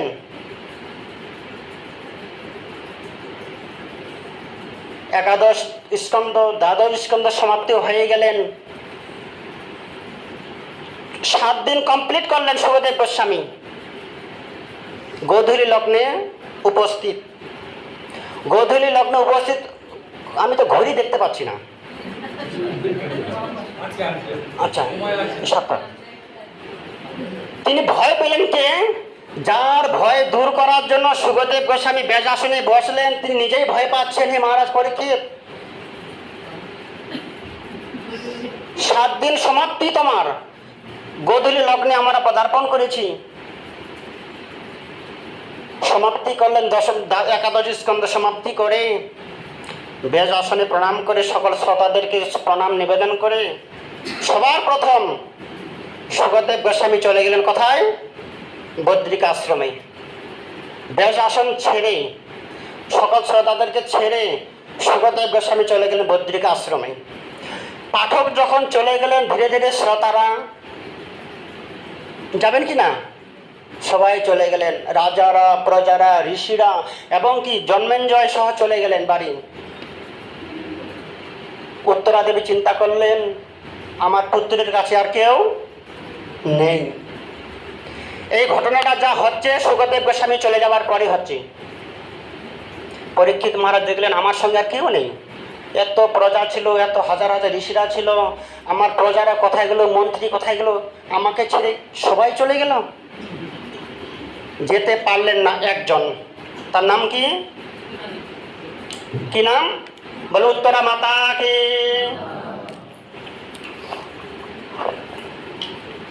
মাতা উত্তরা দেবী আজকে নিজের পুত্রের 7 দিবসে অন্তিম যাত্রা, ধরাধাম ছেড়ে অমৃত লোকে যাত্রা করবেন।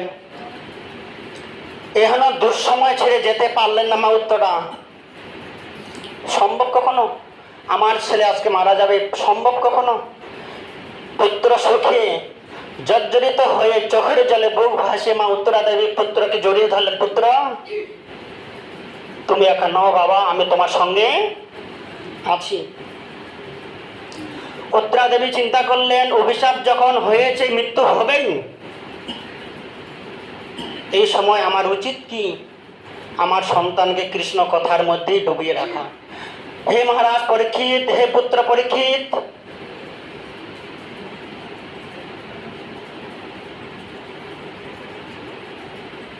আমি হাজার দুঃখ কষ্ট বুকে চাপা রেখে তুমি সন্তান হয়ে তোমার কাছে কোনোদিন কিছুই প্রার্থনা করিনি পুত্র। আজকে অন্তিম যাত্রার সময় তোমার কাছে একটাই আমার প্রার্থনা। কি প্রার্থনা করলেন? যে পুত্র, তুমি 7 দিবস যাবত ভগবান যে কথা শ্রবণ করেছিলে, আমি নারী জাতি হয়ে, অবলা জাতি হয়ে সে 7 দিবসের কথাগুলো হৃদয়ঙ্গম করতে পারিনি। তুমি কিন্তু পেরেছিলে, কিন্তু তোমার জলের পিপাসা ছিল না, বসে থেকে হাঁটু ব্যথা হয়ে যাবে এই ভয় তোমার ছিল না। কিন্তু আমি তো উত্তর, আমি তো নারী জাতি, আমি কখনো বাইরে গিয়েছিলাম, কখনো জলপান করতে গিয়েছিলাম, সেই সময় কথাটা আমি শ্রবণ করতে পারিনি। হে পুত্র, তোমার কাছে আমার এটাই প্রার্থনা, তুমি 7 দিন যাবত যা শ্রবণ করেছিলে সেই 7 দিবসের কথা সারাটি সার 18 মানে হাজার আমাদের গ্রন্থের মধ্যে মহাভারত, 4 বেদ, 18 পুরাণ, 108 উপনিষদ, তার মধ্যে মহাভারত, তার মধ্যে রামায়ণ, এতগুলো গ্রন্থে সারাটি সার হচ্ছে শ্রীমদ্ ভাগবত মহাপুরাণ। কি এতগুলো গ্রন্থে সারাটি সার কি? ভাগবত মহাপুরাণ। উত্তরা মাতা প্রশ্ন করলেন, হে পুত্র, সেই সারাটি সার ভাগবত পুরাণের মতো তুমি সারাটি সার অংশটুকু আমাকে শ্রবণ করাও। সময় খুবই কম, গোধূলি লগ্নে পদার্পণ। এই কথা শ্রবণ করে পরীক্ষিত মহারাজ মাকে প্রণাম করলেন। মা, আমি চেয়েছিলাম বাকি সময়টুকু মৌন ব্রত অবলম্বন করে ব্রহ্মের ধ্যান করে করে আমি নিত্যধাম যাত্রা করব, অমৃত লোকে চলে যাব, কিন্তু আমি আমার বাসনাটা পরিত্যাগ করলাম। কেন? আমারও ভাগ্য, ও ভাগ্য মহাভাগান, আমার ভাগ্য আমার অন্তিম যাত্রার সময় আমি মায়ের সেবা করতে পারবো। আমার মা বসে আছে, মায়ের কি সেবা করব? আমার মাকে আমি কৃষ্ণ কথা শ্রবণ করাবো। অন্তিম সময়ে চৈতন্য চরিতামৃতে আছে ভরিদা ভরিদা জনা। ভরিদা মানে কি? শ্রেষ্ঠ দাতা। আছে না তব কথা মৃতমের মধ্যে ভরিদা ভরিদা তিনবার। কেন? ভরিদা মানে শ্রেষ্ঠ দাতা, ভরিদা মানে শ্রেষ্ঠ দাতা। শ্রেষ্ঠ দাতাকে, যিনি কৃষ্ণ কথা বিতরণ করতে পারে, যিনি কৃষ্ণকে বিতরণ করতে পারেন, তিনি হচ্ছে সব থেকে শ্রেষ্ঠ দাতা। আজকে পরীক্ষিত মহারাজ নিজের মাকে শ্রোতা হিসাবে রেখে পরীক্ষিত মহারাজ শ্রবণ করলেন, মা আমি সপ্ত দিবস যাবত যা শ্রবণ করেছি আপনি মনে প্রাণে সেগুলো ধারণ করুন। সময় খুবই কম, মা যদি সমাপ্ত করতে না পারি, আমিও পারবো না করতে। যে পরীক্ষিত মহারাজ তার মাকে যে কথাগুলো শ্রবণ করাচ্ছেন, আমিও পারবো না কথাগুলো সমাপ্তি করতে। এই কথার সঙ্গে যোগ আছে সেই কথাটা যে ভগবান শ্রীকৃষ্ণ যেন আমাকে মানে রাধারানীকে ভক্তের চরণতলায় আশ্রয় দেয়।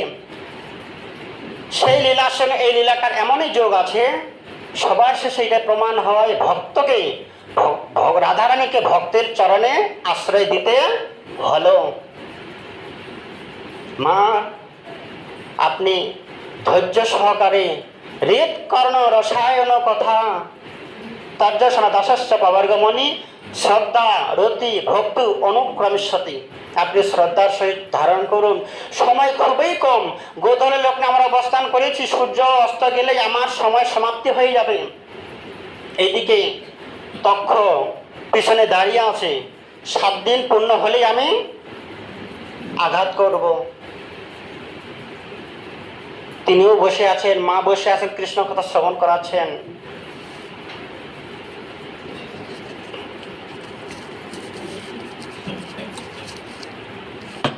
পরীক্ষিত মহারাজ কি, আমরা কোথায় চলে গেলাম? আমরা সপ্ত দিবস ভাগবত কথা শ্রবণ সম্পন্ন হয়ে গেল, দ্বাদশ স্কন্ধ সমাপ্তি হয়ে গেল। সুখদেব গোস্বামী চলে গেলেন বদ্রিকা আশ্রমে, প্রজাগণ চলে গেলেন যে যার বাড়িতে রইলেন। কারা? পরীক্ষিত মহারাজ, উত্তরা মাতা। মনে রাখবেন, কেন মা সময় খুবই কম। পরীক্ষিত মহারাজ বলছেন, মা সময় খুবই কম, আমি শ্রবণ করাচ্ছি, আপনি সেটা ধারণ করুন। হঠাৎ যদি চলে যায় কথাটা অসম্পূর্ণ থেকেই যাবে। মা আমি শ্রবণ করলাম, পাদ যদিও, বলুন পাদ যদিও, তারপরে জানা নেই কারো। এই জন্য পরীক্ষিত মহারাজ বলছেন, মা কথাগুলো হৃদয়ে ধরে রাখুন। যদি আমরা ভুলে যাই, সময় খুবই কম। পাদ শ্রবণ হয়েছিল চরণ থেকে, প্রথম স্কন্ধ। কেন মা বলেছে না, পুরো দ্বাদশ স্কন্ধ তুমি সারাতে সার আমাকে শ্রবণ করাও। পাদ যদিও প্রথম দ্বিতীয় তৃতীয় তুর্য কথিত যদুর নাভিস তথা পঞ্চম এবং ষষ্ঠ স্কন্ধে চলে যাচ্ছি। হে মা, আমি 7 দিন জীবত প্রথম স্কন্ধ থেকে যা ভগবানের কথা শ্রবণ করে এসেছি, ধৈর্য সহকারে হৃদয়ে হৃদ কর্ণ রসায়ন কথা কর্ণ দিয়ে শ্রবণ করে হৃদয়ের মধ্যে ব্রেক করে রাখুন। আমার গুরু মহারাজ বলতেন, আপনারা যারা শ্রবণ করছেন, যাবার সময় সোজা দাঁড়িয়ে চলে যাবেন, কিন্তু আমরা যেতে পারি না। কেন? এই যে বসেছি, কাপড়টা বাঁকা হয়ে গেছে, শাড়িটা জড়ে গেছে, ঝেড়ে ঝুড়ে সোজা করতে হবে, করি না? একটু ঝেড়ে নেই, এই ঝাড়ার সঙ্গে সঙ্গে কৃষ্ণ কথাগুলো এখানেই ঝেড়ে পড়ে যায়, করি না আমরা? প্যান্টটা বেঁকে গেছে, সোজা করি, পাঞ্জাবিটা সোজা করি, টেনে টুনে এই যে ঝেড়ে নিলাম, কৃষ্ণ কথাগুলো এখানে রয়ে গেল, আর ঘরে নিয়ে যেতে পারলাম না। তাহলে আমাদের করণীয় কি? যা সংগ্রহ করব ঘরে নিয়ে যাব, এখানে ছেড়ে দিলে বলে বৃন্দাবন ধাম কি। হে মা, আমি শ্রবণ করলাম, সবার প্রথমে কার কথা শ্রবণ করেছি? ভক্তের গুণকীর্তন শ্রবণ করেছি। সুখদেব গোস্বামী আমাকে কৃষ্ণের কথা শ্রবণ করায়নি, ভক্তের কথা শ্রবণ করিয়েছিলেন। সবার প্রথম গোকর্ণ কাহিনী। তাহলে এরকম মনে রাখতে হবে, আমি বলার আগে আপনাদের বলে দিতে হবে। কি বললেন হে মা? ভাগবত মহাপুরাণ শুরু হয়েছে দেবর্ষি নারদকে নিয়ে, হ্যাঁ না? নারদকে নিয়ে না? নারদ যদি আমার বাবাকে না দিতেন, নারদ মনি, তারপরে বলুন বলুন, বাজাইবে না রাধিকার মন নামে, বলুন নারদ মনি বাজাইবে না রাধিকার মন নামে, নাম অমনি উদিত হয় ভকত গীত সামে, নারদ মনি বাজাইবে না রাধিকার মন নামে, অমিয় ধারা বরিষে ঘন শ্রবণ যুগলে গিয়া, ভকত জন সঘনে নাচে ভরিয়া আপন হিয়া, বলো নারদ মনি বাজাইবে না রাধিকার মন নামে। মূলে নারদ মনি, মনে থাকবে সবার, ভাগবত কথার মূলে কে? নারদ মনি। সেই নারদ মনি বিনা বাজাতে বাজাতে সারা বিশ্ব ব্রহ্মাণ্ড পরিক্রমা করছেন। নারায়ণ নারায়ণ হরি হরি শ্রীমন, বলো নারায়ণ নারায়ণ হরি হরি, শ্রীমন নারায়ণ নারায়ণ হরি হরি, শ্রীমন নারায়ণ নারায়ণ হরি হরি, বলো নারদ মুনি কি? নারদ মুনি বিনা বাজাতে বাজাতে সারা বিশ্ব ব্রহ্মাণ্ড পরিক্রমা করছেন। পরিক্রমা করতে করতে মাঘ মাসের মাঘী পূর্ণিমা তিথিতে পৌঁছালো কোথায়? প্রয়াগে, ত্রিবেণী সঙ্গমে। সেখানে দেবশ্রী নারদ দূর থেকে দেখলাম, আমি বিনা বাজাচ্ছি, এখানে কিছু একটা মেলা বসেছে। কি হচ্ছে সেখানে? মহাপ্রয়াগ কুম্ভ স্নান চলছে। তিনি সেখান থেকে তিনি জানতেন বৈষ্ণব চিনা বড় দায়, বৈষ্ণব চিনিতে নারে দেবের শকতি, মই কোন ছাড়। দেবতারাও বৈষ্ণবকে চিনতে পারে না, আমি তো নারদ, আমি কি করে চিনব? আর আমি যেখানেই যাব আগে নেগেটিভটা ভেবে নেবে। নারদ যেখানেই যাবে পজিটিভ কেউ নেবে না, নেগেটিভটাই নেবে। কিছু একটা গন্ডগোল, বলুন। হ্যাঁ, এই একটা সবার আগে নেগেটিভটাই ভেবে নেবে। যেমন আমাদেরকেও নেগেটিভ ভাবে মানুষ। কারো বাড়ির সামনে দাঁড়ালেই কিছু চাইতে এসেছে। কারো বাড়ির সামনে কিছু কিছু মুদিখানার দোকানে আমরা ধরুন মুড়ি আনতে গিয়েছি, আমাদের মুখে প্রভু হরে কৃষ্ণ আগে চলে আসে। মুড়ি কি বাজার করতে গিয়েছি, প্রভু হরে কৃষ্ণ, প্রভু পরে আসুন এখন নাই। তার মানে কি বুঝলো সে?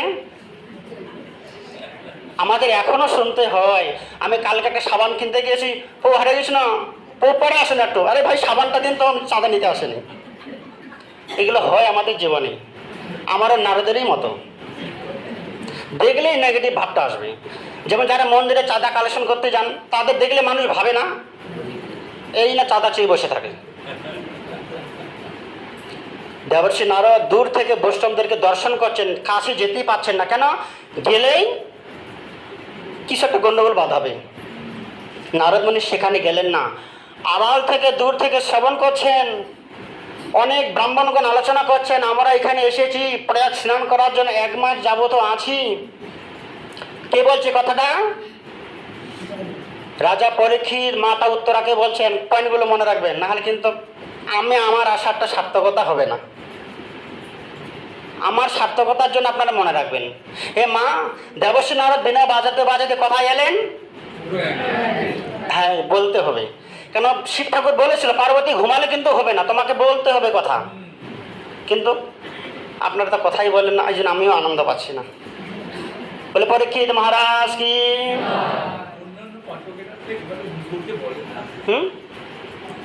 তো একই কথা ভাগবত আপনার হাজার বক্তার মুখে শুনিয়েছি না, একই কথা।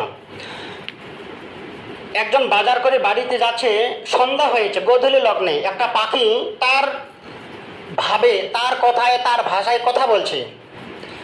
সেই সময় একজন ভক্ত রাস্তা দিয়ে যাচ্ছে, সন্ধ্যাবেলা পাখিটা এত সুন্দর করে আওয়াজ করছে, এত সুন্দর ডাকছে, কি বলছে একবার শুনি তো কান দিয়ে। তিনি শ্রবণ করছে, রাম লক্ষণ সীতা। কি বলছে? জোরে বলুন। যেহেতু সে সাধু, অনুভব করছে পাখিটা কি বলছে, সীতা। পাখিরে যে নাম লওয়াইলে লয়, সুখ সারিয়াদি কত। একটা পাখি কি করে শিখলো রাম নাম জপ করতে? রাম লক্ষণ সীতা, রাম লক্ষণ সীতা। সে একটা পাখি হয়ে সন্ধ্যা গধূলি লগ্নে গায়ত্রী মন্ত্র জপ করছে। কি করে সম্ভব হতে পারে? বলছে বাড়ি যাবো না, একটু শ্রবণ করি। কিছুক্ষণ বাদে একটা হুজুর চাচা এসেছে। এই গৌতম, তুমি বাড়ি যাচ্ছ না? দাঁড়াও, আজকে পাখিটা কৃষ্ণ নাম উচ্চারণ করছে। কি বলছে? শ্রবণ করো। কি বলছে? দৌড় পাগল, ও রাম লক্ষণ সীতা বলে না। যেহেতু সে মুসলমান, চাচা। দেখ পাগল, একটা পাখি রাম লক্ষণ সীতা বলছে না, সে বলছে আল্লাহ রসুল খোদা। কি বলছে? আল্লাহ রসুল খোদা। যেহেতু সে মুসলিম, তার ভাবটা তেমনই। একই পাখির কণ্ঠস্বর, একই ভাগবত মহাপুরাণ। ওরা দুইজনে বলছে আমারটা হয়, ও বলছে আমারটা হয়। দুইজনের মধ্যে হয়েছে দ্বন্দ্ব। কে সমাধান করতে যাবে বলেন? এরকম কমিটির মধ্যে কে আসেন এই সমস্যার সমাধান করে? পাখিটা কি বলছে? ও তো এখানে, ও তো আলাদা। এই আমাদের বাজারে যদি ঘটনাটা ঘটে যায়, ওরা সেখানে রাত্রি 8টা পর্যন্ত অপেক্ষা করছে, বিচার করতে হবে পাখিরা কি বলছে। এমন সময় বাজার থেকে সবার শেষে একজন আসছে হেঁটে হেঁটে, একটা ব্যাগ নিয়ে, একটা ধারালো অস্ত্র নিয়ে আসছে। তোমরা আজকে বাইরে যাওনি? এত রাত্রি 9টা বাজে। বলছে আমরা একটা সমস্যায় পড়েছি। কি সমস্যা? আমি বলছি, পাখিটা বলছে রাম লক্ষণ সীতা, আর ও বলছে আল্লাহ রসুল খোদা। পাখিটা বাস্তবে কি বলে এটা আমরা বিচার করতে পারি না। হ্যাঁ, ও বলছে আমি বিচার করে দেব। তার হাতে কি ছিল? কি ছিল? তরোয়াল ছিল, একটা ব্যাগ ছিল, একটা বটি ছিল আবার বড়। রাত্রি 9টায় বটি নিয়ে কারা ফিরে বাজার থেকে? যারা কসাই তারা আসে। কসাইরা দেখছে এরা দুজনে আমারই কাস্টমার। হিন্দুটাও আমার কাস্টমার, ও আমার কাস্টমার, দুজনের মনে রাখতে হবে। তাই পাগল, এ রাম লক্ষণ সীতাও বলে না, আল্লাহ রসুল খোদাও বলে না। ও বলছে আদা, পেঁয়াজ, রসুন, আদা। পাখিরা কি বলছে? পেঁয়াজ, রসুন, আদা। একই পাখির ভাষা, তিনজন তিন রকম শ্রবণ করছে। বুঝা গেল? ভাগবত একই ভাগবত, যার যেমন কান তেমন শোনে। কথা পড়লো সবার মাঝে, তারপরে যার কথা তার কানে বাজে। বলে পরীক্ষিত মহারাজ কি? একই ভাগবত মা, সে ভাগবত আবার তোমাকে শ্রবণ করাচ্ছি। দেবশ্রী নারদ এলেন, যেতে পারছেন না সাধু সঙ্গে, দূর থেকে আড়াল থেকে শ্রবণ করছে। ওরা কি আলোচনা করছে আমি শ্রবণ করব। আলোচনা করছেন ব্রাহ্মণ ঠাকুর, আমরা 1 মাস ধরে যে মানে প্রয়াগে আছি, একজন ব্রাহ্মণ আমাদেরকে খাওয়াচ্ছে, পড়াচ্ছে, তেল সাবান সবই দিচ্ছে, প্যান্ডেল করে থাকতে হয় না। দেখুন সে ব্রাহ্মণটা কত ধন্য। সে ব্রাহ্মণটা এত রন্ধন করছেন, নিজের হাতে রন্ধন করছেন, নিজের হাতে পরিবেশন করে দিচ্ছেন, আমাদেরকে সবাইকে পরিবেশন করে খাওয়াচ্ছেন, সবাইকে পাশিয়ে প্রণাম করছেন। আমরা আসার পরে সে ব্রাহ্মণ আবার কুকুর, বিড়াল, শিকার, কাকপক্ষীদেরকে খাওয়াচ্ছেন। সবার শেষে অবশিষ্ট যেটুকু বাঁচে সেটা কি করছে? আমি বলার আগেই বলবো, তবে জানবো যে আপনারা শুনছেন। আমার যে স্কুলে পড়াশোনা করেছি, স্কুলটা এমন করে টেবিলগুলো রেখেছিল 2 জায়গায় মাস্টারমশাই বসতে পারবে। আমাদের বিবেকে আসবে না মাস্টারমশাই কোন দিকে বসবে। 2খানা টেবিল, বোর্ড। যারা খারাপ ছাত্র আমার মতো পিছনে বসি, তো ওই দিন যেরকম মাস্টারমশাই এইদিকে এসে বসেছি। আমাদেরকে ঠিক করতে দিত না মাস্টারমশাই কোন দেখা থেকে ক্লাস নেবে। এর অনেক মারা খেতে হতো। তেমনই আপনারা মনে রাখবেন কথাগুলো। বলো মহারাজ পরীক্ষিত কি মা? দেবর্ষী নারদ সেখানে গেলেন, কান দিয়ে শ্রবণ করছে। সকল ব্রাহ্মণগণ, সকল ভক্তগণ একজন ব্রাহ্মণের গুণকীর্তন করছে। তাদের কাছ থেকে নিয়ে সে ব্রাহ্মণের কাছে গেলেন। কে গেলেন? নারদ। যেহেতু সে একাই আসে না, সংগঠন থাকলে ভয় পাবে, ওই এসটি নারদ। ও যখন একাই আসে আর যখন শ্রবণ করলে যে ব্রাহ্মণ খুবই ভালো, তার কাছে গেলে আমাকে নেগেটিভটা ভাববে না, অন্যজনের কাছে গেলে নেগেটিভটা ভেবে নেবে। এই নারদ এসছে, দেবশ্রী নারদ তার কাছে গেলেন, সরাসরি গিয়ে বিনাটা রেখে তাকে প্রণাম করতে গেলেন। যে মণিবর, আপনি আমাকে প্রণাম করছেন কেন? বল, এই জন্যই আমি তোমাকে প্রণাম করছি, আমি এখানে কয়েক হাজার মানুষের শ্রীমুখে আপনার গুণ মহিমার কথা শ্রবণ করলাম। আপনি পরম ভক্ত, পরম বৈষ্ণব, আপনি ভগবানের কৃপার পাত্র, কৃপা ভাজন। আপনার মতো বৈষ্ণবের চরণ ধরে যদি গ্রহণ না করি আমি সিদ্ধ হব না। কেন?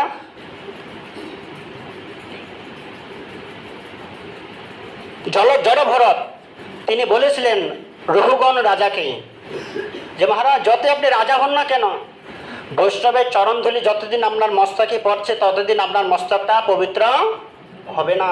নারদ বলছে, আমি সারাটা জীবন অনেক বৈষ্ণব দেখেছি, আপনার মতো বৈষ্ণব দেখিনি, নিজের হাতে এত কিছু করে পরিশ্রম করে খাওয়াচ্ছেন, আপনি আমাকে আশীর্বাদ করে চরণধূলি গ্রহণ করান।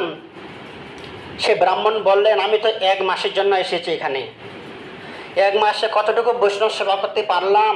আমার যদি অনেক বড় বড় ধন সম্পদ থাকতো আমি সারাটা জীবন বৈষ্ণব সেবা করতাম না। ছাড়িয়া বৈষ্ণব সেবা নিস্তার পেয়েছে কে বা? আমি বৈষ্ণব সেবা কতটুকু করতে পারলাম? আমার 10 কেজি চাল, আমি তো পারবো না বেশি করতে। আপনি যদি চরণধূলি যখন নিতেই হবে, আপনি দক্ষিণ ভারতে চলে যান। হে মা উত্তরা দেবী, দেবর্ষি নারদকে পাঠিয়ে দিলেন কোথায়? দক্ষিণ ভারতে। দক্ষিণ ভারতের রাজা অনেক বড় ধনী, জমিদার কুলে তার জন্ম।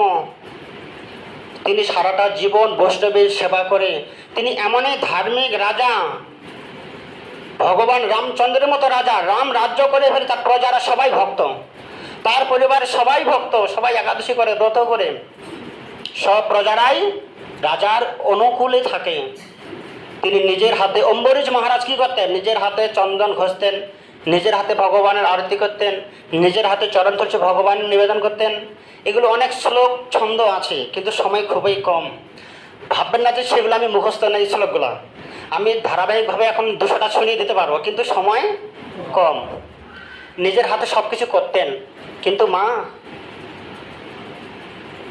দেবর্ষি নারদকে পাঠিয়ে দিলেন দক্ষিণ ভারতের রাজার কাছে। রাজা সেখানে দিক দেখলেন, রাজাকে বিনা বাজাতে বাজে রাজার কাছে গেলেন, রাজাকে ষষ্ঠাঙ্গে দণ্ডব প্রণাম করলেন। কে? নারদ মুনি। রাজা বলছেন, আপনি আমাকে প্রণাম করছেন, আমি নরকেও আমার ঠাঁই হবেন, আপনি কথা ভগবানের প্রিয় পাত্র দেবর্ষি নারদ, ঋষিগণের উত্তম, ব্রহ্মার পুত্র। রাজা কি করলেন?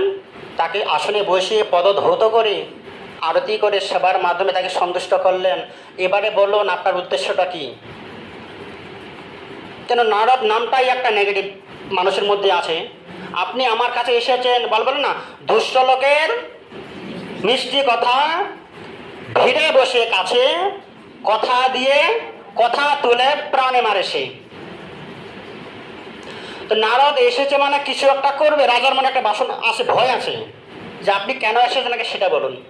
বলছে, আমি এই জন্যই এসেছি, সারা পৃথিবী ভ্রমণ করলাম, ভগবানের প্রিয় পাত্র, ভগবানের কে সব থেকে বড় ভক্ত সেটা আমি চরণধূলি নিতে এসেছি। আমি প্রয়াগ থেকে শ্রবণ করলাম আপনি ভগবানের বড় ভক্ত, আপনি আমার শিরে চরণধূলি দিয়ে আমাকে সিক্ত করুন। রাজা বললেন, আমি ভগবানের ভক্ত হতে পারিনি। কেন? আমি আপনার সাধারণ মানুষের মতো জড় জগতের মানুষ, আমার জ্বর সর্দি কাশি হয়ে যাচ্ছে, আয়ুটা অল্প, মন চঞ্চল, নিঃশ্বাসের বিশ্বাস নেই কোন দিন আমার চলে যাব, আমি স্বাধীন মতো ভগবানের সেবা করতে পারি না।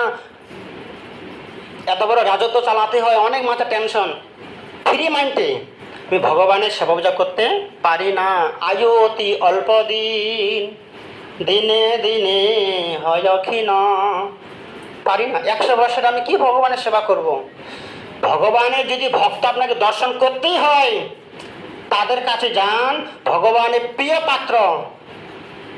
পরীক্ষিত তার মাকে বলছেন, মা ভক্তের পরম্পরা, এমন ভক্তের পরম্পরা করতে হবে যার ভক্তের চরণে শ্রীমতী রাধারানীর নামটা আসবে। পয়েন্টটা মনে রাখবেন আপনারা। কথায় গেলাম সবার প্রথমে, দেবশ্রী নারদ গেলেন প্রয়াগে, প্রয়াগ থেকে গেলেন ব্রাহ্মণের কাছে। 2 নম্বর হলো ব্রাহ্মণ পাঠালেন রাজার কাছে। নামগুলো পয়েন্টগুলো মনে রাখতে হবে। 3 নম্বর ভক্তের কাছে গেলেন, কেন রাধার বাসনা। যদি কোনোদিন ভক্তের তালিকা তৈরি হয়, সবার চরণ তলে যেন আমার ঠাঁই হয়। কয়জনের ভক্তের নাম এলো? 3 জনের। রাজা বলছেন, হে ঋষিবর, আপনি তো জ্ঞানী, আপনি তো স্বর্গমর্ত পাতাল ভ্রমণ করেন, ভগবানের কি ভক্ত আপনি জানেন না? দেবতারা সব থেকে ভগবানের প্রিয় ভক্ত। দেবতাদের জ্বর সর্দি হয় না, যে দেবতাদের হাঁটুর ব্যথা কোমরের ব্যথা হয় না, দেবতাদের অনেক বড় আয়ু, দেবতাদের কোনো কিছু অভাব নেই। দেবতারা যখন বিপদে পড়ে সরাসরি কার কাছে চলে যায়? ঈশ্বর পরমা কৃষ্ণ কার কাছে যায়? যাদের সঙ্গে ভগবানের ডাইরেক্ট যোগাযোগ তারা ভগবানের ভক্ত। আর আপনি আমার কাছে এসছেন, আমরা তো এমএলএর কাছে যাচ্ছি, তাহলে আমরা তো মন্দিরে যাচ্ছি, ক্লাবে যাচ্ছি, তাহলে আমরা কি করে ভগবানের ভক্ত হলাম? আমাদের তো অতি অল্প আয়ু দিন। দেবতাদের আয়ু অনেক বড় লম্বা, তাদের জগতের কোনো বাসনা নেই। আমরা মৃত্যুর পরে স্বর্গে যেতে চাই, তারা স্বর্গে গিয়ে বাস করছে। আমরা মরার পর কোথায় যেতে চাই? ও স্বর্গীয় বাবুল চন্দ্র রায়, স্বর্গীয় অমুক চন্দ্র রায়, আমরা কোথায় যেতে চাই মৃত্যুর পরে? আর তারা স্বর্গেই বাস করছে। তাহলে কারা শ্রেষ্ঠ? আমরা শ্রেষ্ঠ না তারা শ্রেষ্ঠ? আপনি যদি ভগবানের ভক্তের চরণ ধুলি নিতেই হয়, দেবতাদের কাছে চলে যান। দেবতারা ভগবানের প্রিয় ভক্ত। দেবশ্রী নারদ বিনা বাজাতে বাজাতে চলে গেলেন কোথায়? শ্রীম নারায়ণ, বলুন নারায়ণ হরি হরে।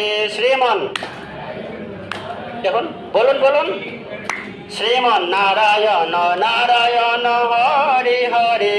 শ্রীমন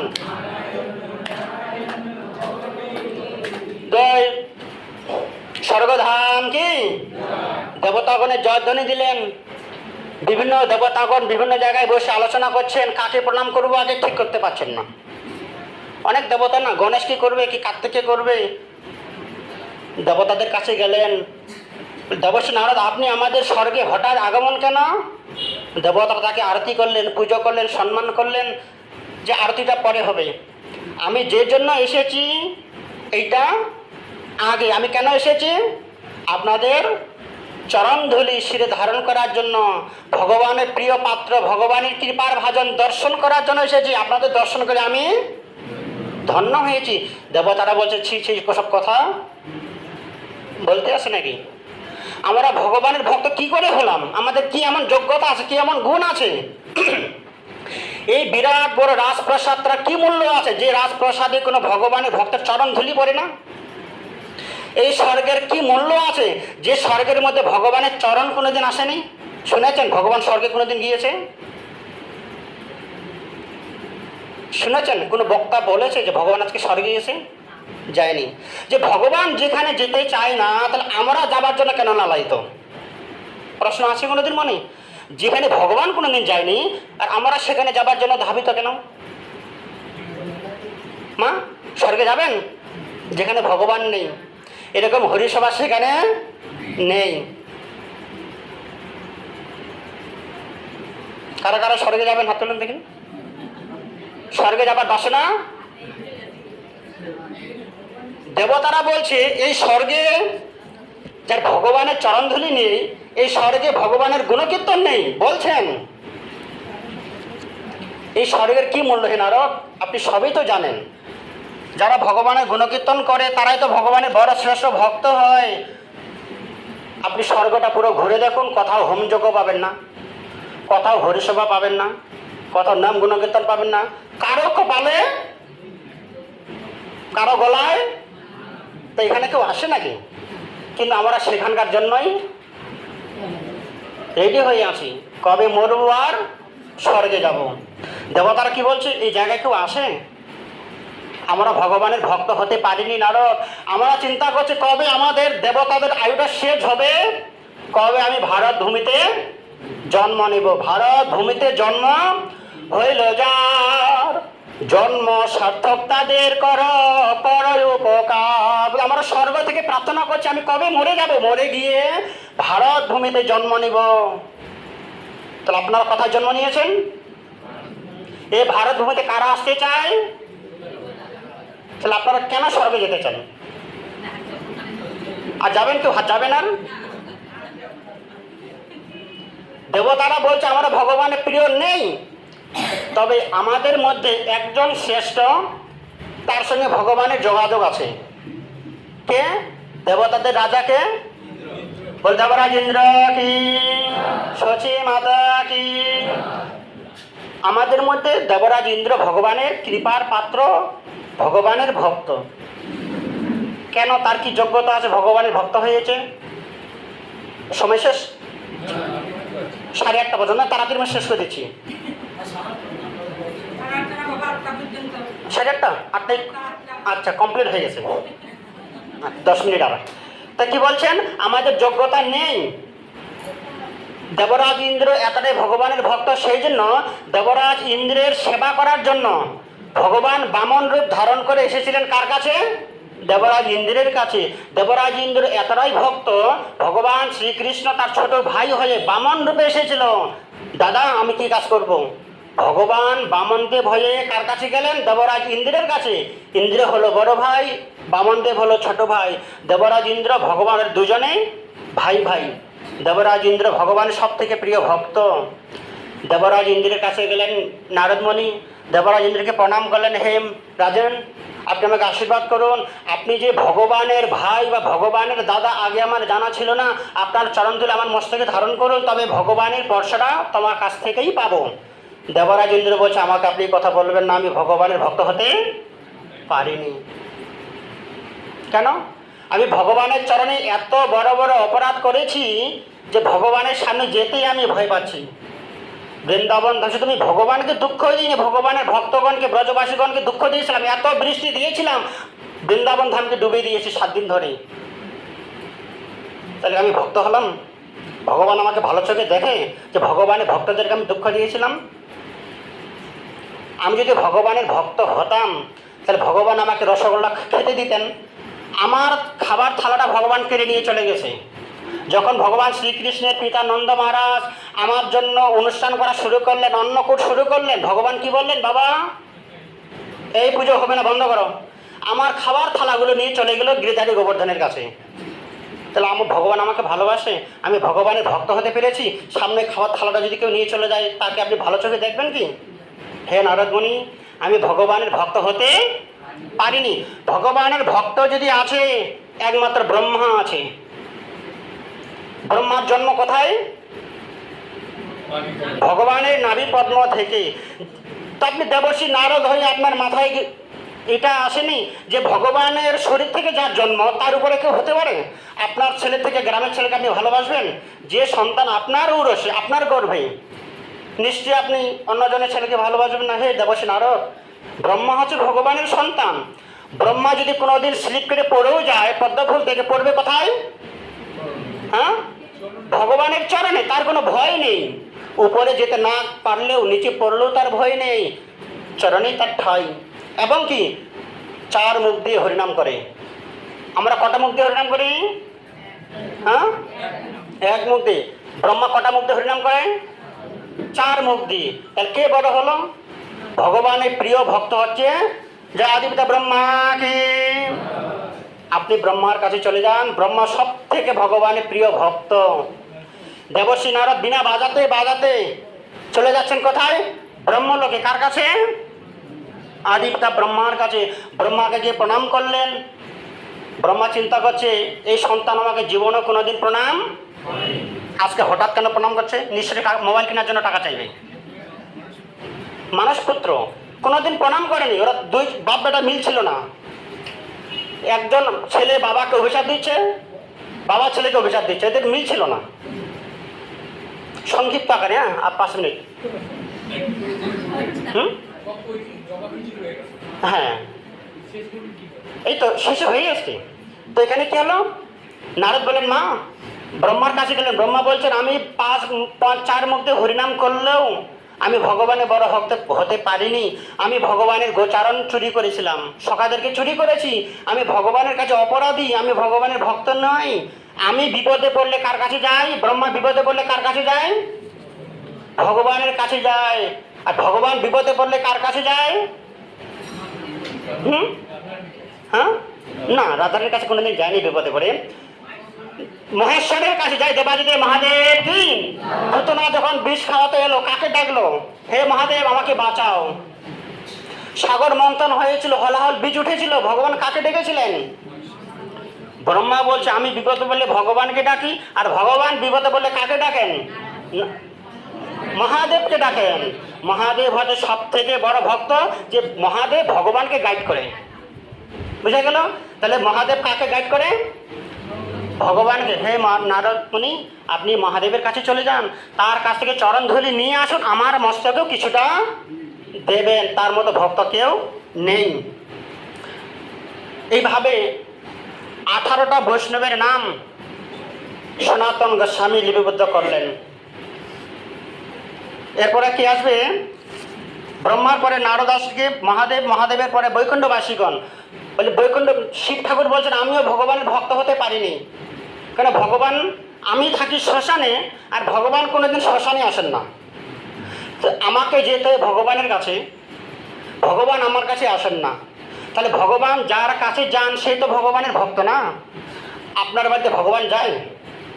যায় না। আমরা আসি, কিন্তু ভগবান কার বাড়িতে যায়? পাণ্ডবদের বাড়িতে। দেব পাণ্ডব মহারাজ কি, ভীম, অর্জুন, নকুল, সহদেব এবং কি ধর্মরাজ যুধিষ্ঠির, এরা কোনোদিন, পাণ্ডবেরা কোনোদিন, ভীম কোনোদিন দ্বারকায় যায়নি। কিন্তু ভগবান শ্রীকৃষ্ণ বারে বারে পাণ্ডবদের কাছে যাচ্ছে। তাহলে পাণ্ডবদের কত বড় ভালোবাসতেন।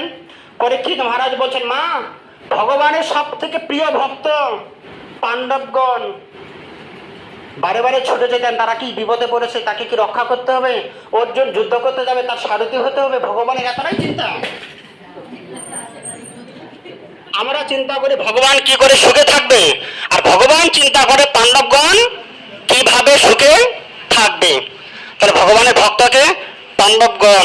দেবর্ষি নারদ পাণ্ডবগণের কাছে চলে গেলেন। পাণ্ডবগণ বলছেন ভগবান আমাদের কাছে ভালোবেসে আসে, কিন্তু ভালোবেসে আসে তারপরে চলে যায়। গিয়ে কার কাছে থাকে? দ্বারকাবাসীদের কাছে থাকে। রুক্মিণী সত্যভামার কাছে থাকে, তাদের নিয়ে বিহার করে, তাদের নিয়ে খেলাধুলা করে। পৃথিবীর যদি ভগবান 24 ঘন্টায় যে জায়গায় থাকে, সেই জায়গার ভক্তরা সব থেকে বড় ভক্ত। হে দেবর্ষি নারদ, আপনি এর পাণ্ডবদের রাজধানী ছেড়ে দ্বারকায় চলে যান, ভগবান সেখানে ভালো আছেন, অনেক তার ভিআইপি পরিবেশ। দেবর্ষি নারদ বিনা বাজাতে বাজাতে চলে গেলেন কোথায়? দ্বারকায়। দ্বারকায় গিয়ে সবাইকে প্রণাম করলেন। উদ্ধব মহারাজকে প্রণাম করলেন। উদ্ধব মহারাজ ভগবানের মতো সেজে গুজে বসে আছে। উদ্ধব মহারাজ বলছে ভগবান এখানে থাকলেও মনটা পড়ে আছে বলে বৃন্দাবন ধাম কি।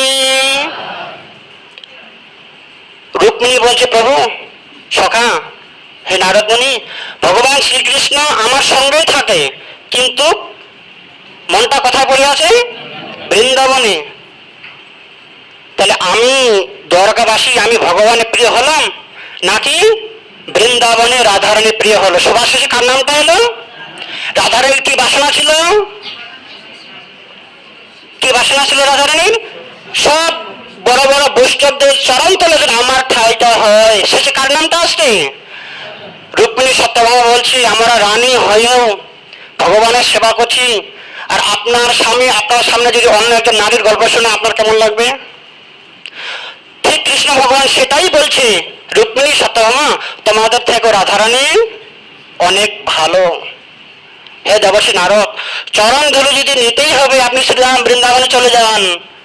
এখনো সেই বৃন্দাবনে বাঁশি বাজে রে, বাঁশির সুরে বনে বনে।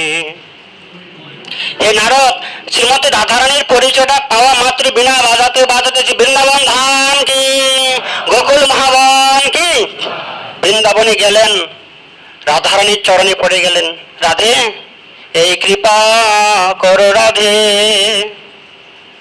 হে রাধে, এইটুকু কৃপা করো। সারা বিশ্ব ব্রহ্মাণ্ড চরণধুলি পাওয়ার জন্য আমি ভ্রমণ করলাম। অন্তিম সময়ে একটাই উত্তর এলো, শ্রীমতী রাধারানীর উপরে কোনো ভক্ত নেই। রাধারানী ভগবানের প্রিয়, ভগবানের পার্শ্বদ, ভগবান কৃষ্ণ নিজেই শ্রীমতী রাধারানী। বলো রাধারানী কি। আপনারা চরণধুলি আমার মস্তকে ধারণ করলেন, রাধারানীর পুজো করলেন। দেবশ্রী নারদ বীণাটা রাধারানীর হাতে অর্পণ। রাধে, তুমি ভগবানের সব থেকে প্রিয়, আমার প্রিয় বীণা, এই বীণাটা তোমাকে অর্পণ করছি, নিবেদন করে তোমার চরণধুলি আমার শিরে ধারণ করুন। কিন্তু রাধারানী তো বীণা বাজাতে জানতেন না। তিনি নিলেন বটে, ফিরিয়ে দিলেন তাকে। হে গুরুবর, আপনার বস্তু আপনার কাছে রাখুন। ভগবান শ্রীকৃষ্ণ বৃন্দাবন ছেড়ে যাবার সময় তার বাঁশিটুকু আমার হাতে অর্পণ করে গিয়েছিল। আমি বুকে ধরে রেখেছি। কোনোদিন যদি ভগবান এসে দেখে রাধারানী বাঁশি ছেড়ে বীণা ধরেছে, আমার প্রভু, আমার প্রাণবল্লভ দুঃখ পাবে। আমি তাকে দুঃখ দিতে চাই না। তপ্ত কাঞ্চন গৌরাঙ্গী রাধে বৃন্দাবনেশ্বরী বিশ্বভান সুতে দেবী প্রণমামি হরে প্রিয়। বড় বৃন্দাবন ধাম কি, রাধারানী কি, উত্তম মহারাজ কি। রাধারানী মনে কি বাসনা ছিল? সকল ভক্তগণের চরণ তলায় যেন ভগবান কৃষ্ণ আমার নামটা লিখে দিলেন। ভগবান দাপর লীলায় এই নামের লিস্টটা তৈরি করতে পারেননি। তৈরি করলেন কবে? এবে অস্ত্র না ধরিব, কারো প্রাণে না মারিব, মন শুদ্ধ করিল সবার। আমি যাব রাধে, তোমার নামটা লিখে আসবো কবে? আমি যেদিন নদিয়া নগরে জন্মগ্রহণ করব, তোমার রূপ বরণ ধারণ করে যখন সন্ন্যাসী হয়ে যাব, সন্ন্যাসীর বেশে তোমার নাম গুণকীর্তন করব, সেই দিন আমি তোমার নামটা স্বর্ণ অক্ষরে লিখে দেব। দায়িত্ব দিলেন কাকে? মহাপ্রভু বললেন, হে সনাতন, তুমি বৃন্দাবন যাও, আমার শ্রীমতী রাধারানীর মনোবাসনাটা পূর্ণ করো। তুমি ভক্তের তালিকায় তৈরি করে রাধারানীর নামটা সেখানে লিপিবদ্ধ করো। বলে সনাতন গোস্বামী কি, বৃহৎ ভাগবতামৃত কি, উপস্থিত সকল ভক্তবৃন্দ কি। সকল ভক্তিমতী মাতৃবৃন্দের শ্রীচরণ, বৈষ্ণবগণের শ্রীচরণ বন্দনা করি। সবাইকে পুনরায় প্রণাম নিবেদন করি। এটুকুই আশীর্বাদ চাইব যে ভগবানের সাধন ভজন করতে এসেছি, এখানেই যেন থেকে যাই। আজকের আলোচনার মধ্যে যদি কোনো ভুল ত্রুটি হয়, আপনারা নিজগণে